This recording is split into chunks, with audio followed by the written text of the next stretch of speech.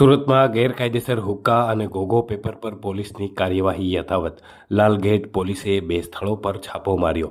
સરકારના આદેશ છતાં હુક્કા અને ગોગો પેપરનું વેચાણ. બનારસી પાન સેન્ટર પરથી ગોગો, સ્મોકિંગ કોન અને રોલિંગ પેપર જપ્ત કરાયા. આ ઉપરાંત હેલ્થ વોર્નિંગ વિનાની ઈ સિગરેટનો જથ્થો પણ જપ્ત કરાયો છે. દુકાનદાર મોહમ્મદ ઉસ્માન મોહમ્મદ ખાલિદ ખાન વિરુદ્ધ કાર્યવાહી. પાલનપુર પાટિયાના સુભાષ ભોલેને પણ વોન્ટેડ જાહેર કરાયો છે. આ સિવાય ભાગા તળાવની ઝકરિયા સ્ટોરમાં પણ છાપો મરાયો, જ્યાંથી નાના મોટા 22 હુક્કાના પેકેટ તેમજ હુક્કાના 2 પાઇપ મળી આવ્યા છે. દુકાનદાર ઝકરિયા ફારૂક સામે પણ કાયદેસરની કાર્યવાહી હાથ ધરવામાં આવી.